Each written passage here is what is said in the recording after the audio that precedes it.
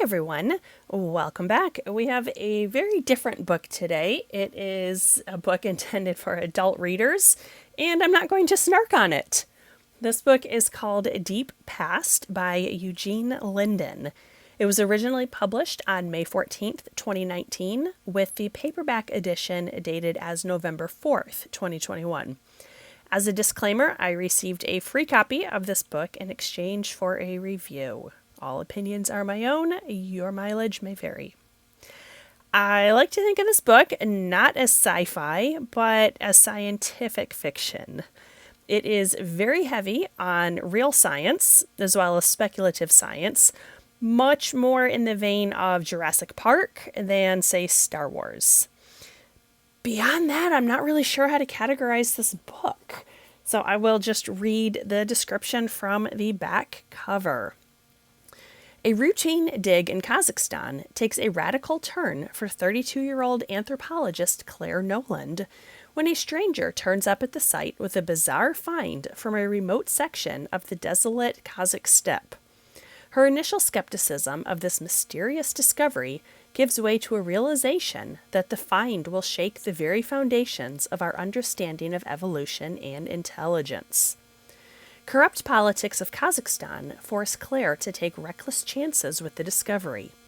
Among the allies she gathers in her fight to save herself and bring the discovery to light is Sergei Anichev, a brilliant but enigmatic Russian geologist who becomes her unlikely protector even as he deals with his own unknown crisis. Ultimately, Claire finds herself fighting not just for the discovery and her academic reputation, but for her very life as a great power conflict engulfs the unstable region and an unscrupulous oligarch attempts to take advantage of the chaos. Drawing on Eugene Linden's celebrated nonfiction investigations into what makes humans different from other species, this international thriller mixes fact and the fantastical, and the realities of academic politics and high-stakes geopolitics, engaging the reader every step of the way. So this book was about elephants, archaeology, sound waves, geology, climate change, irrigation, and a Cold War espionage tale with the Russians as the bad guys, obviously. The first 100 pages were extremely slow, and I wasn't sure what the author was implying. There was an array of bones that were found. Was he saying that people had arranged these? If so, was he claiming people had been in Kazakhstan 5.5 million years ago? I wasn't sure. This book seemed like both too much and too little. There was too much on the science aspect, especially because it jumped into so many different fields. There were page-long descriptions of science, and many times the word choice seemed to be unnecessarily complex. There were also too many characters. I had to write notes of who everyone was. Most of them disappeared without any explanation or follow-up, and by and large they were paper-thin stereotypes. Huge parts of this book focused on publishing academic papers. Obviously, it's a special dance full of nuance, but those parts really dragged on for me. At the same time, there was not enough characterization, especially of the main character.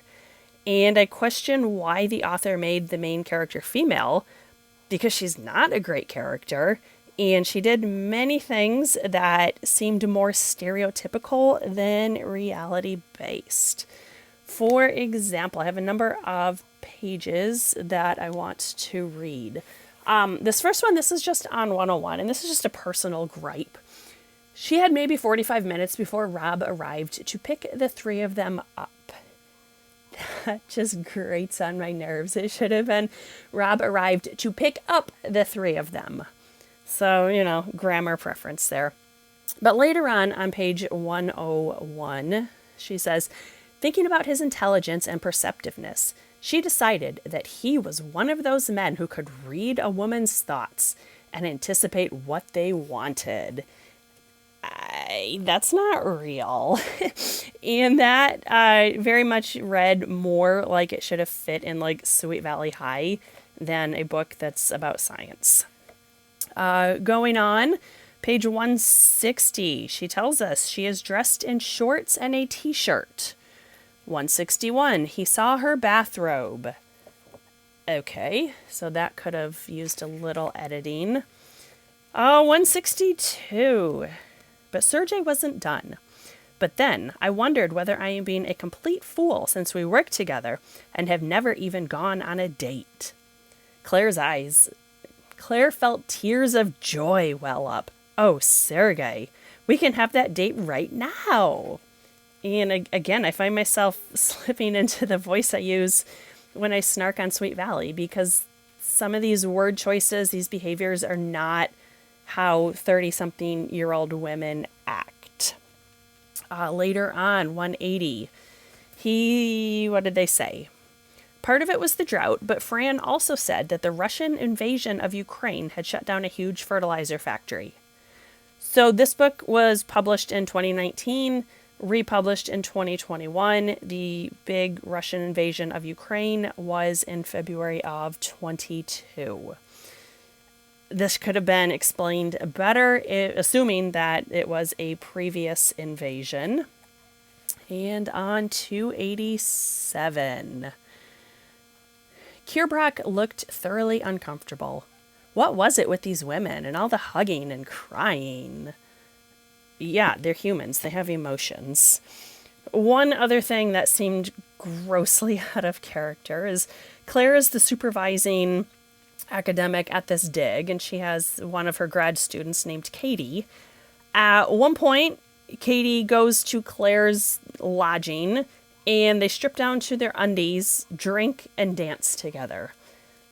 That's not how you behave with your subordinates at all. Nor is it really how lady friends behave. So I don't think that Claire needed to be a woman. I don't feel the author is particularly well versed in writing female characters. Plus, I hated her name. Noland. No-land. It felt like a mockery. I feel bad hating on Claire so much, but she didn't seem like an especially good scientist as it pertained to documenting the evidence and samples. And then she moved the samples willy-nilly. Her collection and storage of said samples seemed haphazard at best. What was this book even about? Anthropology, academia, corrupt governments, intelligence? I still don't know. I did like the elephants. Elephants are great. Speculative fiction can be great too, if it's more focused. Unfortunately, I can't recommend this book because I found it to be all over the place and the characters didn't work for me. Perhaps the author's nonfiction titles would be better than this one, but I'm not going to be reading them to find out. This was Deep Past by Eugene Linden. Thanks for watching. Bye.